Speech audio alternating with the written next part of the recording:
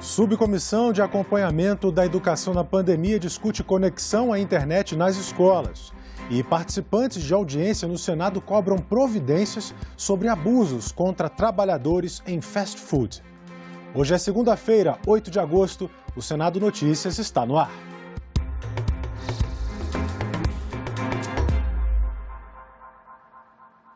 A Subcomissão Temporária da Educação na Pandemia realizou hoje uma audiência pública para debater a conectividade nas escolas. O acesso a tecnologias de conexão digital, cada vez mais necessário para a educação contemporânea, ficou ainda mais evidente durante a pandemia, quando a internet tornou-se a única forma de estudantes e professores continuarem em contato. Na audiência pública na Comissão Temporária da Educação, os pesquisadores ressaltaram que o aprendizado é um processo complexo, que envolve várias dimensões. É necessário nós criarmos condições para que toda a população brasileira em idade escolar tenha acesso a meios remotos de ensino-aprendizagem. Claro que isso não substitui o ensino presencial, mas ela se torna uma ferramenta importante de combinação da ação remota e presencial, ou que a gente poderia chamar de ensino híbrido. É importante deixar muito claro que quando a gente fala de uso de tecnologias de educação, você abrir um vídeo sem nenhuma contextualização, você abrir uma ferramenta como o Google ou como qualquer buscador sem nenhuma contextualização, não pressupõe o uso de recursos educacionais digitais. Então, a gente tem que sempre deixar claro que é a incorporação dentro do processo pedagógico. É preciso formular e implementar políticas educacionais e programas articulados de uma maneira intersetorial e articulados com outros programas de proteção social que considerem esses contextos de cada estudante. A gente não pode tratar os estudantes, em situação de vulnerabilidade da forma como a gente trata estudantes que estão situados em outras áreas. Os nossos modelos de avaliação educacional, eles precisam também considerar essas desigualdades. Estamos muitos anos atrasados no Plano Nacional de Educação da criação do Sistema Nacional de Educação. E a palavra que eu gosto, assim, sempre de usar, às vezes as pessoas dizem, não, mas nós estamos fazendo reuniões e tal, governo federal, governos estaduais e municipais. Isso não é sistema nacional de educação, onde você estabelece objetivos, diretrizes, e usa uma palavra, pactuação. Na conectividade, o que é que nós vamos pactuar?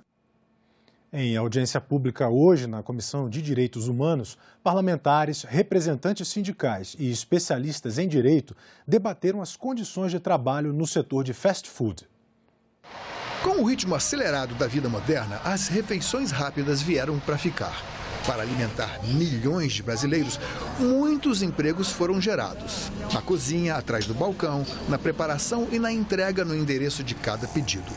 A responsabilidade desse enorme contingente de mão de obra aumentou ainda mais em tempos de pandemia, sem que houvesse qualquer compensação.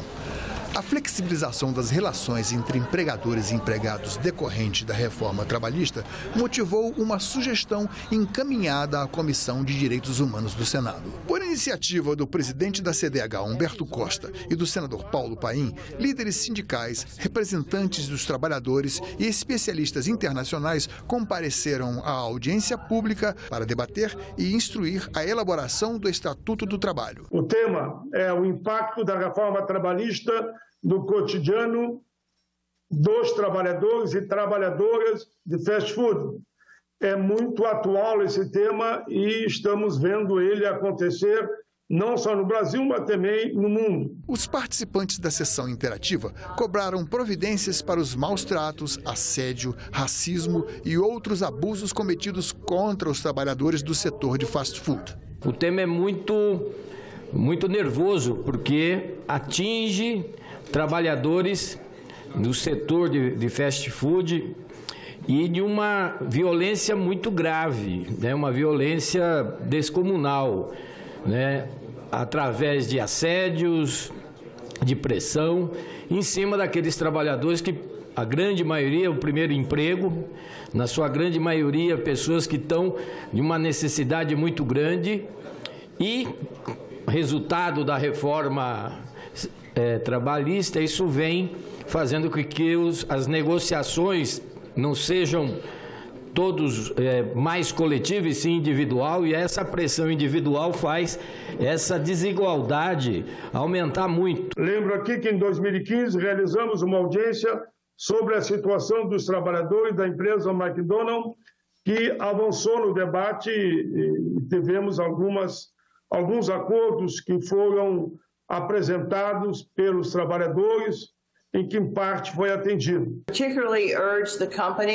Nós estamos falando aqui de uma entidade que tem mais de 40 mil lojas pelo mundo, né, que movimenta 20 milhões de dólares. Então é algo muito importante, estou ciente dos problemas que estão sendo enfrentados e é uma honra de estar podendo falar aqui.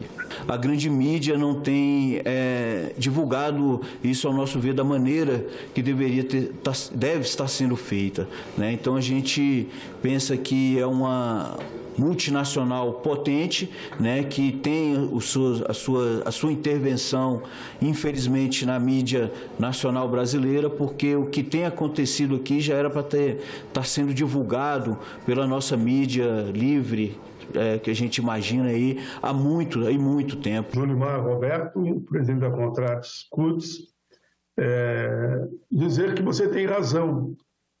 Nós vamos encaminhar todas as denúncias que são colocadas às autoridades competentes e, claro, que vai ser instrumento também de debate na construção da nova CLT, já que a atual, a posição permanente aqui no Brasil, digamos, contundente, não é só permanente, é de que nós temos que avançar, até mesmo revogar a CLT. Tem duas teses.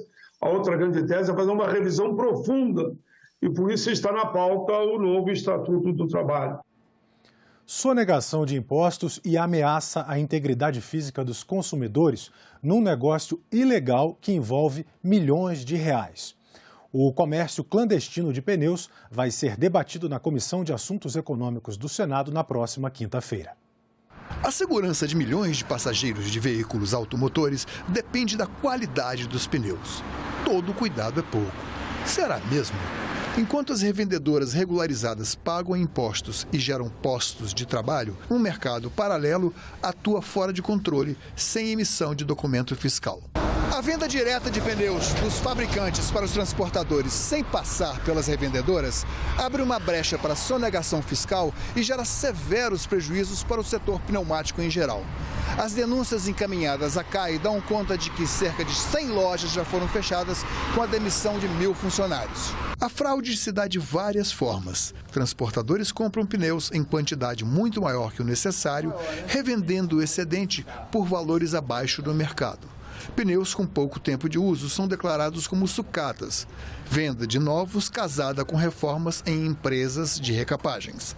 Para fechar o cerco contra essa atividade ilegal, a Comissão de Assuntos Econômicos convidou representantes do setor para uma audiência pública na quarta-feira, 11 de agosto. A venda direta ao transportador para uso e consumo é perfeitamente legal. Está correto, porém, quando se vende muito além do que se consome, você está dando a chance ao transportador de fazer um mercado paralelo desses pneus que ele compra mais. Temos que encontrar uma solução, porque é uma evasão fiscal federal e estadual que está acontecendo. A comissão de juristas, criada pelo Senado Federal para revisar a lei do impeachment, vai apresentar o texto final em setembro. Foi a quarta reunião da Comissão de Juristas que estuda a atualização da lei do impeachment. A lei é de 1950 e não foi inteiramente incorporada pela Constituição de 88. Por isso, a cada processo é preciso criar um procedimento usando várias normas diferentes. Os juristas estão trabalhando divididos em duas subcomissões. Uma delas estuda procedimentos, como, por exemplo, o rito para os julgamentos. E a outra subcomissão comissão trabalha nos tipos penais, ou seja, que crimes cometidos por agentes públicos podem levar à perda de mandato. Na reunião administrativa, foi criada mais uma subcomissão que vai fazer a adequação redacional do texto. O presidente da Comissão de Juristas, ministro Ricardo Lewandowski, elogiou o trabalho feito durante o recesso e disse que a comissão deverá votar o texto final em setembro. Temos um texto muito denso, contribuições riquíssimas, mas chegou um momento de nós, de certa maneira, condensarmos esse texto, seja do ponto de vista dos tipos penais, seja do ponto de vista também do procedimento. Então, conforme conversamos, nós alteraríamos o nosso cronograma de reuniões para que as duas comissões se reunissem de forma independente da comissão maior, que é esta nossa comissão, que agora se reúne presencialmente, para que até o final de agosto oferecesse a esta comissão um texto consolidado. Dentro desta orientação que nós traçamos, de fazer um texto mais enxuto, um texto que inclua as alterações que foram promovidas pela Constituição de 88, que nós verticalizemos na parte procedimental a ampla defesa dos acusados nos processos de responsabilidade, e aí nós nos reuníssemos em setembro para finalmente nos debruçarmos e aprovarmos eventualmente um texto final para entrega ao excelentíssimo senhor presidente do Senado Federal, Rodrigo Pacheco. Muitas atividades estão ocorrendo aqui no Senado para celebrar o ano do bicentenário da independência do Brasil. E a TV Senado lança uma nova programação em comemoração aos 200 anos da independência. O 7 de setembro deste ano tem uma simbologia especial. É o ano em que o Brasil comemora o bicentenário da independência, uma data que mobiliza o país em um ano eleitoral. Tenho convicção de que esses dois grandes acontecimentos, o bicentenário da independência do Brasil e as eleições no nosso país, se irmanarão em seu profundo significado cívico e serão marcados pela renovação de nosso amor pelo país e de nosso compromisso com a sociedade brasileira. Para celebrar esta data histórica, o Senado está desenvolvendo uma série de programas e atividades comemorativas. Quando a gente olha tudo em perspectiva, a gente tem uma visão bastante diferente, né? A vantagem desse momento é nos dar um mote desse olhar em perspectiva, porque normalmente as coisas vão se seguindo e a gente dificilmente para olhar de fora, né? Então esse é o convite. A TV Senado estreou uma nova programação com destaque para os 200 anos da independência do Brasil. Além de tratar do tema em entrevistas e reportagens, a TV criou programas e vai exibir documentários que vão mostrar mais informações e curiosidades sobre esse período da história brasileira. Uma das estreias é o programa Que Brasil é Este? O programa se propõe a fazer uma reflexão sobre os 200 anos da independência e a gente levou a questão Que Brasil é Este para diversas pessoas, para pesquisadores, para escritores, para líderes de movimentos sociais, empresários e cientistas. A TV também já lançou a campanha Bicentenário, com peças curtas que contam de maneira lúdica como se deu o processo de independência do país. São 5 programas de 1 minuto de duração cada um, abordando 5 personagens que, de uma certa forma, contribuíram ou consolidaram a nossa independência. A TV Senado, em parceria com o jornalista Fernando Rocha, estreou também a série É Assim que a Gente Fala. São vídeos de 2 minutos que mostram a cara de cada estado brasileiro, desde o sotaque, as gírias e expressões típicas. A gente encontrou muitas surpresas. Uma delas foi perceber, por exemplo, que o sotaque nordestino não é um só, ele tem muitas variedades. Brasília, nossa capital, nosso Distrito Federal, tem sotaque sim. O Espírito Santo também tem o seu sotaque. A gente descobriu que égua é quase uma vírgula lá nos estados do norte, mas existe égua também em Santa Catarina, no sul do Brasil. Égua! A gente encontrou gente muito orgulhosa de falar desse patrimônio imaterial que é o nosso jeito de falar. Rensga! A TV estreia também neste mês de agosto uma nova temporada de documentários que discutem o Brasil da sua história até os dias atuais. Queria destacar muito a coleção de documentários que a gente tem, que tem a visão histórica, a visão geográfica, cultural, artística do Brasil. Então, o papel da TV pública é esse mesmo, né? É uma TV para pensar, e nesses 200 anos para pensar o Brasil. O presidente do Senado determinou o bicentenário como uma atividade importante do Senado Federal.